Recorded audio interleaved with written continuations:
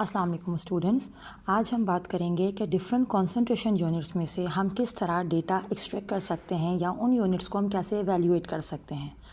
यानी कि अगर यूनिट मौजूद है तो उनसे जो जो डिटेल्स हमें मिल रही हैं हम उनको कैसे अचीव कर सकते हैं। एक यूनिट अगर आपके पास मौजूद है तो आप उसको कैसे रीड करेंगे, वहाँ से कैसी डिटेल्स देंगे। अब जब हम कंसंट्रेशन यूनिट्स की बात करें तो डिफरेंट कंसंट्रेशन यूनिट्स हमारे पास हैं। लाइक आपके पास वेट बाय वेट परसेंटेज हो गया, मोलारिटी हो गया, मोलालिटी हो गया। तो हम वन बाय वन तमाम यूनिट्स की बात करते हैं। लेट्स सपोज आपके पास अगर हम बात करें 10% weight by weight NaOH solution, ये एक परसेंटेज की फॉर्म में सॉल्यूशन आपको गिवन है।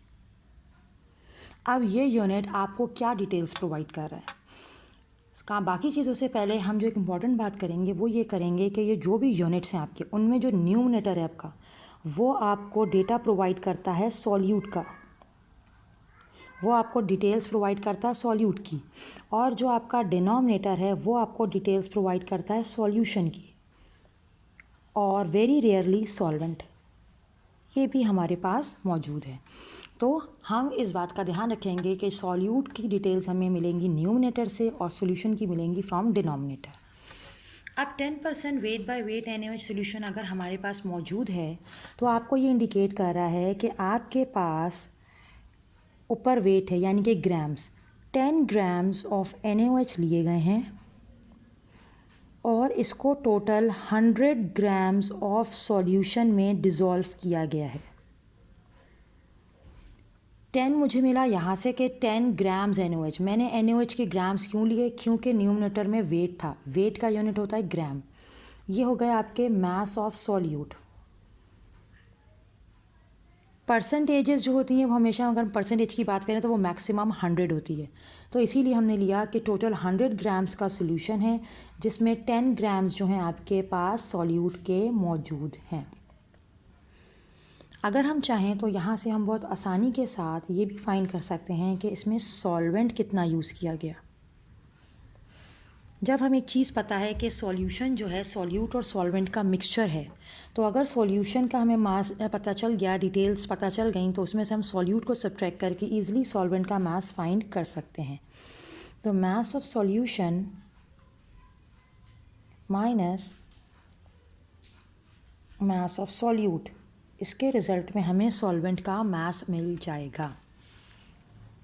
सॉल्यूशन का मास हमारे पास है 100, सॉल्यूट का मास है हमारे पास 10, 90 ग्राम्स ऑफ सॉल्वेंट। इसका मतलब ये हुआ कि जब 10% weight by weight NaOH solution बनाया गया तो उसमें 10 ग्राम्स NaOH लिए थे और 90 ग्राम्स ऑफ सॉल्वेंट लिया था। ये सॉल्वेंट आपका वाटर हो सकता है, ठीक है। 90 ग्राम्स वाटर लेकर हमने जब डिज़ोल्व किया तो टोटल 100 ग्राम्स का सोल्यूशन बना।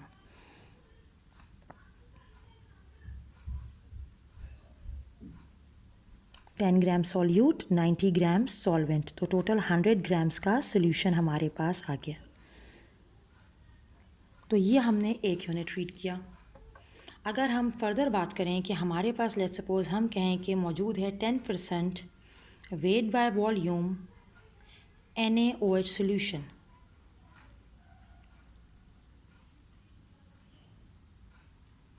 तो अब इसका मतलब ये है कि आपके पास यहाँ वेट और वॉल्यूम, न्यूमरेटर में वेट है, डिनोमिनेटर में वॉल्यूम है, तो सॉल्यूट का वेट आएगा और सॉल्यूशन का वॉल्यूम आएगा। हमें मिलेगा मास ऑफ सॉल्यूट और हमें मिलेगा volume of solution. Mass of solute 10% NaOH है, इट मीन्स कि 10 ग्राम्स ऑफ NaOH है और आपके पास total 100 centimetre cube of solution बनेगा। सेंटीमीटर क्यूब क्यों आया यहाँ पे, क्योंकि डिनोमिनेटर में वॉल्यूम था, सॉल्यूशन का वॉल्यूम आना था, तो वॉल्यूम का यूनिट सेंटीमीटर क्यूब यहाँ पे लिया गया। इसी तरह आपके पास ज़रूरी नहीं है 10 के साथ रेशोज़ हों, कोई और रेशोज़ भी हो सकती हैं। लेट्स सपोज आपके पास है 20% weight by volume NaOH solution,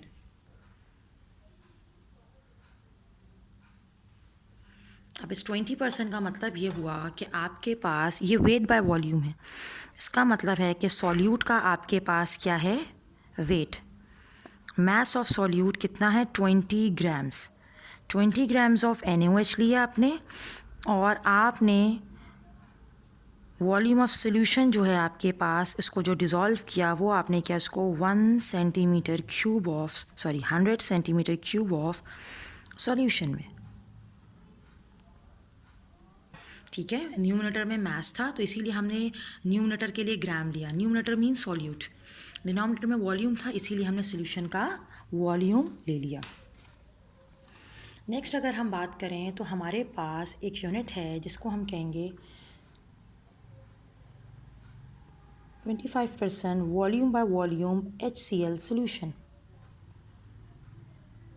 ये भी परसेंटेज की फॉर्म में है। अब यहाँ वॉल्यूम बाय वॉल्यूम यानी कि न्यूमरेटर में भी वॉल्यूम, डिनोमिनेटर में भी, यानी कि सॉल्यूट और सोल्यूशन दोनों के ही वॉल्यूम्स आएंगे। वॉल्यूम ऑफ सॉल्यूट मिलेगा यहाँ से आपको और वॉल्यूम ऑफ सॉल्यूशन मिलेगा। 25 सेंटीमीटर क्यूब ऑफ HCl, उसको डिज़ोल्व किया गया है और जो सोल्यूशन हमें मिला फाइनली वो है 100 सेंटीमीटर क्यूब ऑफ सॉल्यूशन। अब यहाँ मास नहीं बात की, वेट नहीं बात की, हमने वॉल्यूम की बात की। क्यों? क्योंकि ये वॉल्यूम बाय वॉल्यूम था, सॉल्यूट का भी वॉल्यूम, सॉल्यूशन का भी वॉल्यूम, इसीलिए दोनों को हमने in terms of volume represent किया है। अब ये दोनों सिमिलर यूनिट्स हैं तो यहाँ से सॉल्वेंट का मास या वॉल्यूम भी फाइंड किया जा सकता है। वॉल्यूम ऑफ सॉल्वेंट,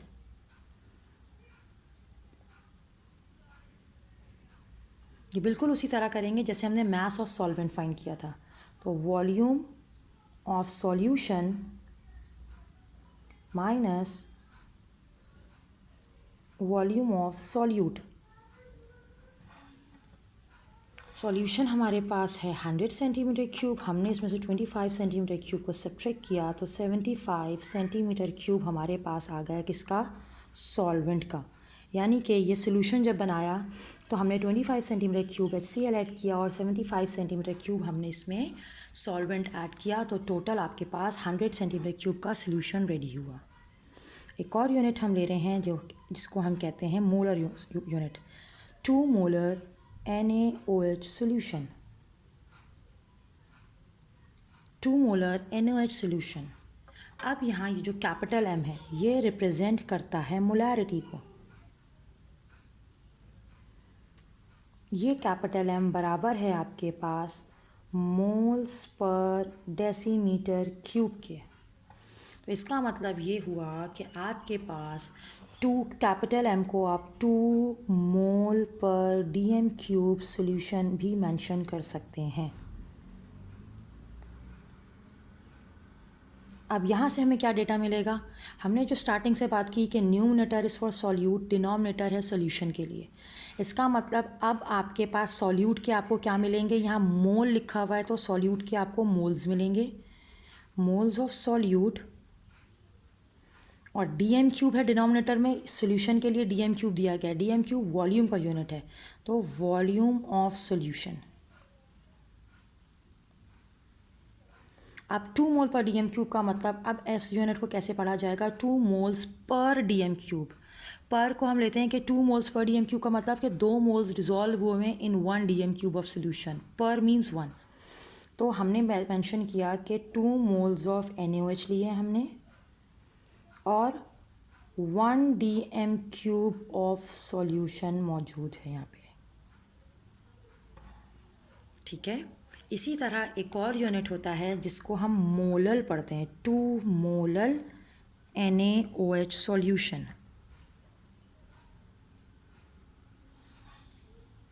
जब हम मोलल की बात करें, स्मॉल m की बात करें तो ये है मोलैलिटी से लिया गया।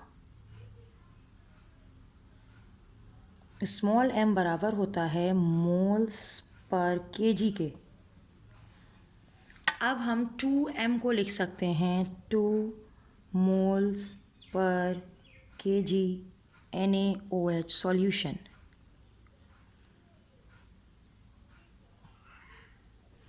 अब यहाँ से हमें जो डेटा मिलेगा वो क्या मिलेगा? न्यूमरेटर में मोल्स हैं यानी कि सॉल्यूट के हमें मोल्स मिलेंगे, मोल्स ऑफ सॉल्यूट। डिनोमिनेटर में है किलोग्राम्स तो यानी कि हमें मास मिलेगा। हमें मिलेगा मास ऑफ सॉल्वेंट। ये वो वाहिद यूनिट है जहाँ पे हमने फ़र्स्ट टाइम अभी सॉल्वेंट को यूज़ किया। नहीं तो इससे पहले हमने हर जगह सॉल्यूशन की बात की थी, सिर्फ मोलालिटी में हम सॉल्वेंट को लेते हैं। ठीक है, तो ये आपके पास दिमाग में रखने की, याद रखने वाली बात है कि हम सिर्फ मोलालिटी में सॉल्वेंट लेते हैं, बाकी हर जगह हम सॉल्यूशन लेते हैं। अब 2 मोल्स पर केजी, यानी कि 2 मोल्स जो हैं आपके पास हैं NaOH के, और आपने उनको रिजॉल्व किया है पर KG means in 1 kg of solvent में। ठीक है, तो ये हुआ आपका मोलर सॉल्यूशन। कहाँ यूज़ होते हैं? जब आप यूनिट कन्वर्जन्स करते हैं, इंटर कन्वर्जन ऑफ यूनिट्स करते हैं, तो वहाँ पे ये आपके पास यूनिट एवेल्यूएशन जो है बहुत ज़्यादा वर्थ रखती है। अगर आपको ये एवेल्यूएट करना ना आए तो वो न्यूमेरिकल्स आपके लिए अटेम्प्ट करना थोड़े प्रॉब्लमेटिक हो जाते हैं। ठीक है, थैंक यू वेरी मच, अल्लाह हाफिज़।